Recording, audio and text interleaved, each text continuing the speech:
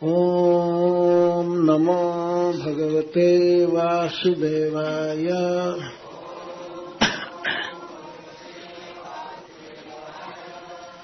ॐ नमो भगवते वासुदेवाय।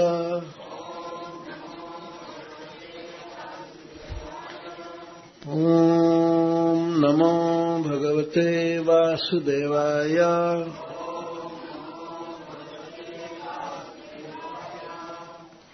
कालेन व्रजताल्पेन गोकुले रामकेशवौ जानुभ्यां सह पाणिभ्यां रिंगमाणौ विजहतु रिंगमाणौ विजर्हतु।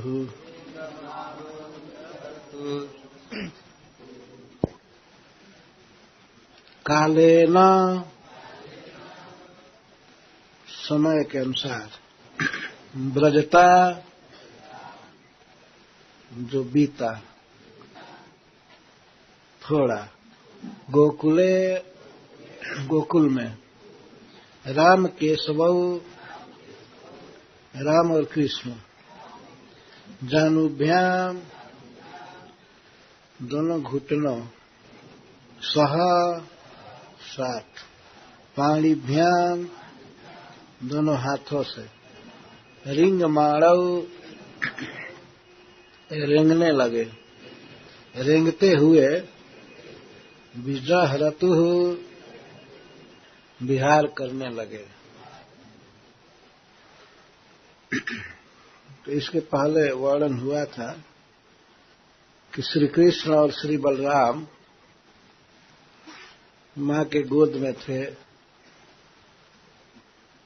बहुत छोटी अवस्था, 100 दिन के थे। 100 दिन के थे तो श्रीपद गर्गाचार्य ने नामकरण संस्कार किया।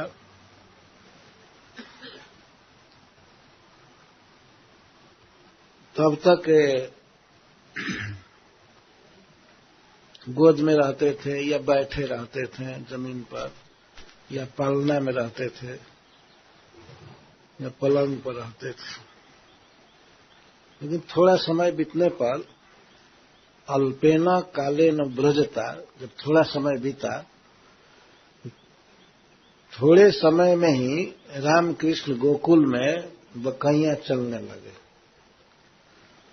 तो जानु से, घुटना से और हाथ से चलने लगे। जानुभ्याम सह पाणिभ्याम, इस प्रकार भगवान की यह रिंगण लीला है, रेंगने की लीला। पहले वो भी चल नहीं पाते थे, धीरे धीरे कोशिश करते थे। कोशिश करते करते अब सुखदेव गोस्वामी कहते हैं कि एक्सपर्ट हो गए।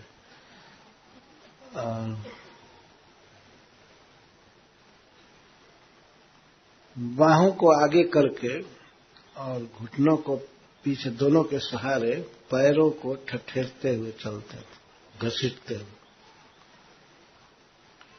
पैर को उठा नहीं सकते, तो इसको रिंगण लीला कहते हैं, बकैया चलना। इसको ब्रजभाषा में घुटुरवन चलना कहते हैं।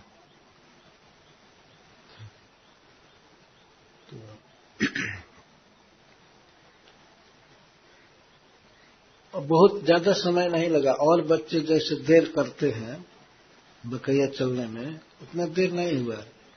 इसलिए सुखदेव जी कहते हैं, अल्पेन कालेन व्रजता, थोड़ा समय बीतने पर ही कृष्ण और बलराम जी दोनों चलने लगे।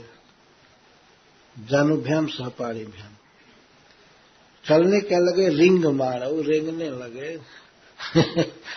रिंग माणव, और इसी में विहार करते थे। वास्तव में परम आनंद में ब्रज में घूमने लगे। आंगन में ही धीरे धीरे गली में कभी गए होंगे, लेकिन आंगन में और जहां निकट बछड़े रहते थे वह उधर भी जाते थे। तो घूमने लगे। श्रील प्रभुपाद जी इस श्लोक के तात्पर्य में लिखते हैं, श्रुति मपरे स्मृति मितरे भारतम अन्य भजंत भव भीता, भारतम अन्य भजंत भव भीता अहमी नंदम वंदे जस्या लिंदे परम ब्रह्म। कुछ लोग सांसारिक सत्ता से डर करके, जन्म मृत्यु से घबरा करके श्रुति के अनुसार चलते हैं, श्रुति के अनुसार भजन करते हैं। तो जिसका करे, तो श्रुति तो परब्रह्म का वर्णन करते हैं। और कुछ लोग पुराणों को पढ़ते हैं, पुराण के अनुसार जीवन बिताते हैं। और कुछ लोग अन्य भारतम भवभीता, संसार से डरे हुए लोग कोई कोई श्रुति को मानते हैं और कोई स्मृति को पूजते हैं, कोई महाभारत को पढ़ते हैं। मतलब उसके अनुसार अपनी जो भी उपासना है, रहन सहन है, करते हैं। लेकिन मैं तो केवल एक ही काम करता हूं। रघुपति उपाध्याय जी कहते हैं, मैं अहमी नंदम वंदे, मैं तो नंद महाराज के चरण की वंदना करता हूं जिनके आंगन में परब्रह्म खेलता है। मेरा बस यही साधन है। अहमी नंदम वंदे। श्रील प्रभुपाद जी शुरू में और अंत में इस परपोर्ट के 2 बार इस श्लोक को लिखे। श्रुति में परे स्मृति में तरे भारतम अन्य भजंत भवभीता अहमी नंदम वंदे जस्या लिंदे परम ब्रह्म। कोई बहुत महत्वपूर्ण बात है तब न 2 बार लिखा है। हम तो नंद महाराज की वंदना करते हैं जिनके आंगन में परब्रह्म खेलता है। अगर नंद महाराज से प्रेम रहेगा तो उनके आंगन में ही परब्रह्म रहते हैं, तो वो कहां दूर जाएंगे। इसीलिए सबसे बड़ा साधन यही है, अहमी नंदम वंदे जस्या लिंदे परम ब्रह्म। इस तरह श्री नंद बाबा के आंगन में कृष्ण बलराम रेंगना चालू किए, प्रारंभ किए, और यही उनका विहार था। विजहरतु, विहार करने लगे रेंगते हुए। किस तरह से विहार कर रहे थे उसको आगे कहते हैं। तौ अंघ्रिजुग्म मनुकृष्य सरीसृपन्तौ, तौ अंघ्रिजुग्म मनुकृष्य सरीसृपन्तौ घोष प्रघोष रुचिरं व्रजकर्दमेषु तन्नाद हृष्ट मनसौ अनुसृत्य लोकम मुग्ध प्रभीत वदुपे यतुरंति मात्र हो। ये दोनों भाई कृष्ण बलराम तौ अंघ्रि जुग्मम, अपने जुगल चरण को अनुकृष्य, खिंच खिंच करके, मतलब सरीसृपंत, बकैया चलते थे तो दोनों पैर को, चरण को सरीसृपंत खींचते थे। और सरीसृपंतों का अर्थ बहुत जल्दी जल्दी सरक सरक करके चलते थे, ताबड़तोड़ ऐसे चलने लगे। सरीसृप का अर्थ होता है सरकने वाला प्राणी, जैसे सांप। सरीसृपंत। और घोष प्रघोष रुचिरम ब्रज कर्दमेषु, घोष प्रघोष रुचिरम क्यों चलते थे? तो श्रीपद सिद्धो स्वामी जी अर्थ करते हैं कि घोष प्रघोष रुचिरम, दोनों के चरण कमल में, दोनों के कमर में किंकिणी रहती थी और पैर में भी नूपुर, पैर में नूपुर और किंकिणी और भी कुछ बजने वाले सामान रहते थे, तो उसको घोष कहते हैं। घोष का प्रघोष होता था, चलने से किंकिणी बजती थी, कमर की का जो आभरण है वो बजता था। और कंकड़, हाथों का कंकड़ बजता था और पैर में नूपुर। इसको सुन करके भी बहुत आनंदित रहते थे। उनको पता नहीं था कि कहां से बज रहा है, कहां से आवाज आ रही है। तो उस आवाज को सुनने के लिए भी बार बार बकैया चलते थे। चक्रवर्ती पाजी लिखते हैं कि उनको ये पता नहीं था कि आवाज कहाँ से आ रही है, पर आवाज इतनी सुंदर थी कि उसको सुनने के लिए चलते थे। कहाँ चलते थे? तो ज्यादा कदा ब्रज कर्द में, ब्रज के कीचड़ में। ब्रज कीचड़ का अर्थ है गौओं के कारण जो कीचड़ हुआ है, उनके दूध से भींगी थी जमीन और बछड़ों के मूत्र से और सॉफ्ट जमीन आंगन, उसमें भ्रमण करते थे।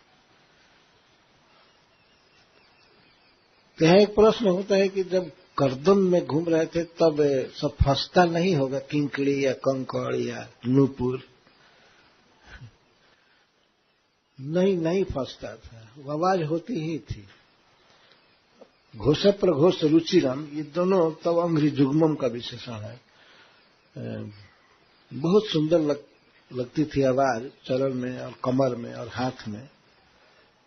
तन्नाद हृष्ट मनसौ, तन्नाद हृष्ट मनसौ, इस तन्नाद चरण के नाद से या कमर के नाद से, नाद मन ध्वनि आवाज, हृष्ट मनसौ, दोनों बिल्कुल प्रसन्न रहते थे।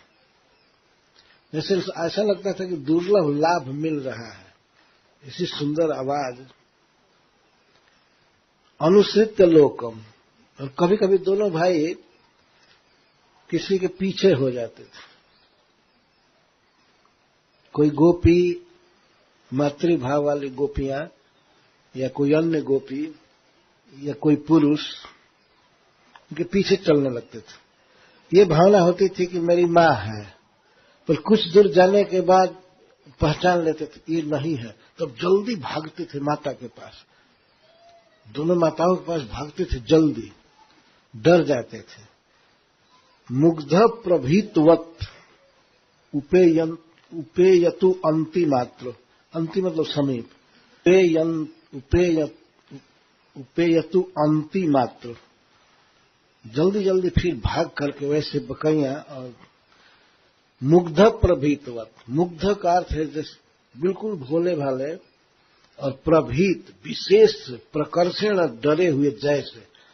वास्तव में डरते नहीं थे, लेकिन ये लीला थी भगवान की, इसलिए वत लिखा गया, प्रभीतवत, डरे हुए की तरह वे फिर लौटते थे जल्दी जल्दी। मात्र हो अंति, में दोनों माताओं के समीप। और पहले जाते थे तो उस समय ये ध्यान नहीं रहता था कि ये मेरी मां है। कोई अनजान व्यक्ति से बच्चे घबराते हैं, भागते हैं। पहले भ्रम में होते थे कि मेरी मां है, और बाद में पता चलता था कि नहीं। और कभी नंद बाबा का भ्रम होता था या अपने किसी स्वजन का, लेकिन बाद में पता चलता था नहीं, तो चले आते थे माता के निकट। तो माताएं क्या करती थी? तन्मातरौ निज सुतौ घृणया स्नुवन्तौ पंकांग राग रुचिरौ उपगुह्य दोर्भ्याम दत्त्वा स्तनं प्रपिबतः स्म मुखं निरीक्ष्य मुग्ध स्मिताल्प दशनम जयतु प्रमोदम। तन्मातरौ, कृष्ण और बलराम की दोनों माताएं, मातरौ, तन का अर्थ है तयोः मातरौ, दोनों की माताएं, निज सुतौ, अपने पुत्रों को घृणया स्नुवन्त, घृणा का अर्थ है स्नेह, संस्कृत में कृपा, स्नेह से जिनका स्तन स्नुत था, चुचुआता था, हमेशा स्तनों में दूध चुचुआता था। तो अपने दोनों पुत्रों को गोद में उठा करके, और बहुत सुख मिलता था उन्हें। पंकांग राग रुचिरौ उपगुह्य दोर्भ्याम, अपनी दोनों बाहों में अपने बच्चे को उठा लेते थे, गोद में उठा लेते थे। और कैसा? पंकांग राग रुचिरौ, जो आंगन में पंक था, कीचड़ था वही अंगराग लगा रहता था। उनके शरीर में अंगराग जैसा है, अथवा अंगराग पहले लगाए होंगे लेकिन बाद में कीचड़ से भर गया था। इसके कारण उनका अंग और रुचिर लगता था और अच्छा लगता था। माताओं का इतना स्नेह है कि कीचड़ लगे हुए श्री कृष्ण और बलराम को अपने गोद में ले लेते थे। कोई भी माँ इसका विचार थोड़े करती है कि बच्चे में मिट्टी लगा है, ये लगा है, वो लगा है। वो तो जसोदा ही है अब रोहिणी जी। पंकांग राग रुचिरौ, पंख का अंगराग लगा है इसलिए दोनों भाई खूब सुंदर लग रहे हैं। तो पंख का अंगराग लगाए हुए श्री कृष्ण और बलराम को गोद में उठा लेते हैं दोर्भ्याम, और दत्वा स्तनम, और स्तन दे करके प्रपीबतो स्व मुखम निरीक्षा। जब दोनों भाई पीने लगते थे स्तन, तो स्तन पीते समय उनके मुख को देखने लगती थी, दूध पिलाते हुए देखती थी। मुग्धस्मिताल्प दशनम जगतु प्रमोद। मुख का विशेषण सुखदेव जी बता रहे हैं, कैसा मुख है? मुग्ध स्मिताल्प दशनम, स्मित अल्प दशनम। जिस मुख में मुग्ध भाव से स्मित है, थोड़ी हंसी है, दूध पी रहे हैं तो हंस रहे हैं, और अल्प दशनम छोटे छोटे दांत हैं, दो दांत, और वो भी बहुत छोटे छोटे। अल्प दशनम मुख में, जिस मुख में अल्प दशन है, छोटे छोटे दांत और कम दांत,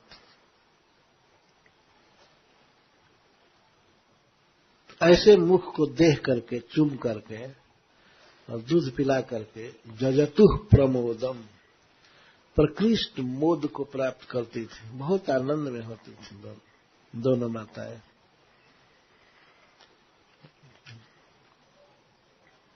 जरिहंगना दर्शनीय कुमार लीलौ अंतर ब्रजे तदबला प्रगृहित पुच्छै।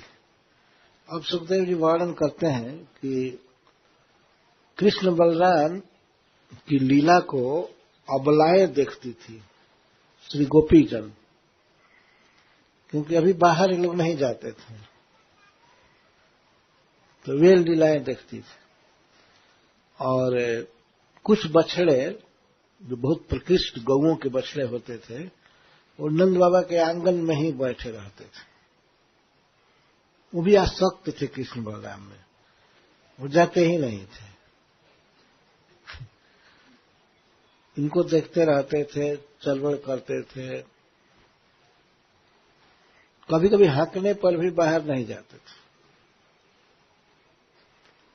तो कृष्ण बलराम क्या कर रहे थे, चूंकि अंगना दर्शनीय लीला, स्त्रियों को ही इनकी लीला का दर्शन होता था, तो अंतर ब्रज, ब्रज के भीतर आंगन में तदबला प्रगृहित पुच्छे, तो कभी कभी कृष्ण बलराम ऐसे बकरियां रेंगते हुए जा रहे थे,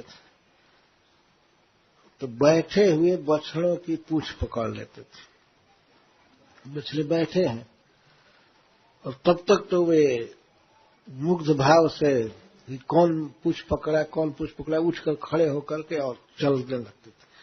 तो ये दोनों इतने मुग्ध हैं, इतने अज्ञ हैं कि चाहे तो जल्दी छोड़ देना चाहिए पूंछ को, लेकिन वो छोड़ नहीं पाते हैं, और जहां जहां बछड़ा जाता है और कोमल जमीन है ही, घसीटते हुए ले जाते। पुच्छ गृहित पुच्छ वत्स इतस्ततः उभौ अनुकृष्य मानव, दोनों खींचे जाते थे बछड़ों के द्वारा, और ऐसा भाव कर रहे हैं कि गोपियों को ऐसा भाव व्यक्त कर रहे हैं कि इनको ये पता नहीं है कि छोड़ देना चाहिए, और कुछ रोते हुए से भी वो खींचते जा रहे हैं, अथवा आनंद में भी कुछ दूर खींचे गए तो बच्चों को आनंद होता है, तो बछड़े खींच रहे थे। ऐसे बछड़े बहुत सीधे साधे थे। और ये भी दोनों अभी तो बच्चा है, इनको खींचने में बछड़ों को कोई परिश्रम नहीं होता। तो प्राय ये सब लीलाएं चलती रहती थी। गृहीत पुच्छई वत्स इतस्ततः अनुकृष्य मानव, यहां वहां जहां तहां वो खींचे, और ये रोज लीलाएं होती थी। और माताएं मना करती थी, कुछ मत पकड़ो, बछड़े लात मार देंगे, घाव लग जाएगा। लेकिन वो लात मारने वाले बछड़े नहीं थे। ये लीला चलती रहती थी।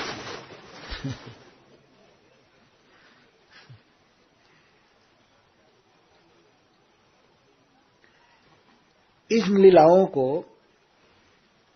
गोपियां, यशोदा की सखियां थी, प्रेक्षंत उज्जित गृहा जसुर हसंत। इस तरह से कृष्ण बलराम जब बछड़ों के द्वारा खींचे जाते थे तो इस लीला को प्रइक्षंत बहुत ध्यान से देखती थी। उज्जित गृहा, अपना घर और घर का काम सब छोड़ छाड़ करके इन लीलाओं को देखती रहती थी। उज्जित गृहा, त्यक्त गृहा। और इसको देखने में उन्हें बड़ा सुख मिलता था। जहिसु, जय हृषु, हर्ष होता था, आनंद होता था। हसंत, और हंसती रहती थी। कृष्ण बलराम की इस मुग्ध लीला को देख करके हंसती रहती थी। ये तो एक लीला का वर्णन किया गया, ऐसी लीलाएं अनंत अनंत होती ही रहती थी।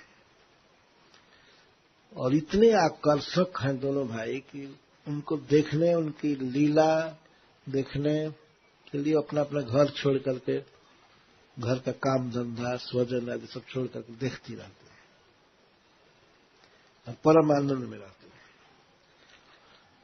और रोहिणी और यशोदा क्या करती थी, इसको अंतिम श्लोक में वर्णन कर रहे हैं। श्रृंग्यग्नि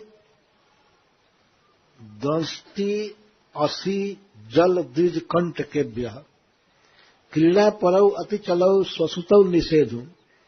ये दोनों भाई क्रीड़ा परौ, हमेशा क्रीड़ा में रहते थे, खेल में रहते थे। और खेल में भी अति चलौ, बहुत चंचल थे, बहुत चंचल, कहीं भी एक जगह बैठ नहीं सकते थे। अति चलौ,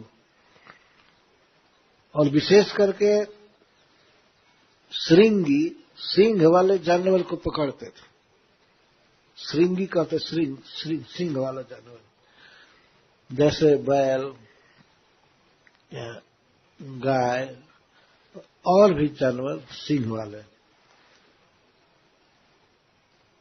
और अग्नि, कहीं आग जलती थी, चाहे चूल्हा में चाहे जग कुंड में कभी आग, तो आग की लपट को पकड़ते थे और ये सोचते थे कि अब ये नाच रहा है, कितना सुंदर है।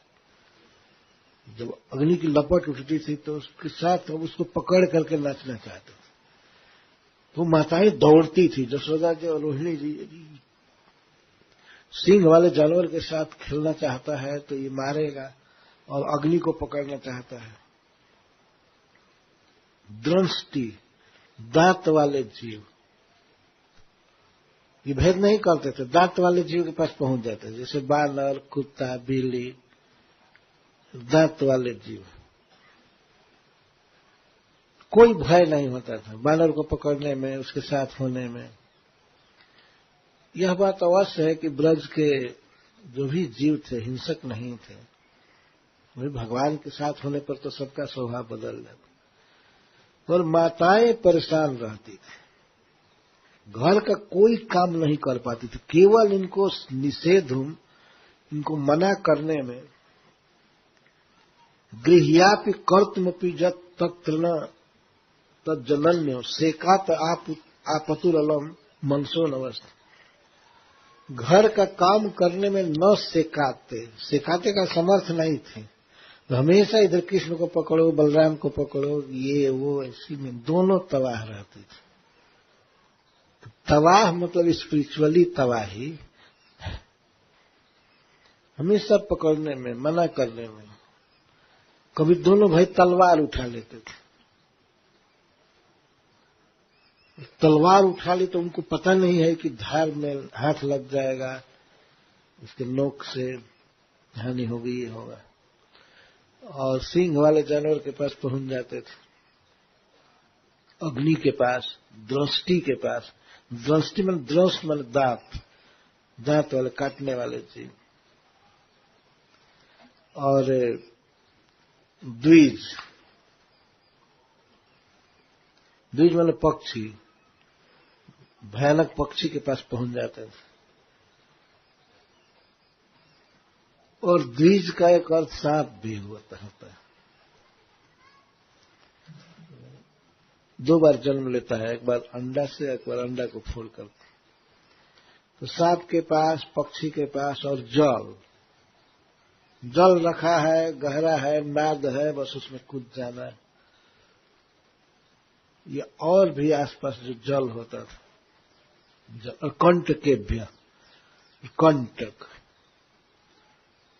कंटक है कांट वाला वृक्ष या कांट रखा हुआ है, झाक है, घुरान है, बस उस पर जाते थे।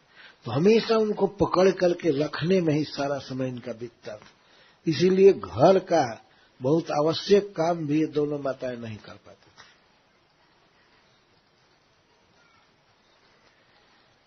श्रील प्रभुपाद जी लिखते हैं कि इस तरह मनसो अनवस्था, मन की अनवस्था, बेचैनी, हमेशा चिंता में रहती थी। लेकिन यह चिंता स्पिरिचुअल चिंता है, कोई लौकिक चिंता नहीं है, दिव्य चिंता है। वो कभी दुखी नहीं होती थी, आनंद में ही रहती थी। और हमेशा इनको मना कर रहे हैं, जब तक जगे रहे तब तक चैन नहीं था दोनों माताओं को। यहां पकड़ो, यहां पकड़ो, यहां पकड़ो। और थोड़ा भी पकड़ करके छोड़ा तो फिर वही काम करने लगते थे। इसीलिए सुखदेव गोस्वामी जी कहते हैं अति चलो, अति चल, चल में चंचल, अतिशय चंचल। तो श्री कृष्ण की, श्री बलराम जी की ये रिंगण लीला है। सबसे अधिक सूरदास जी ने लिखा है, गाया है इस विषय में। तो हम कुछ पद सूरदास जी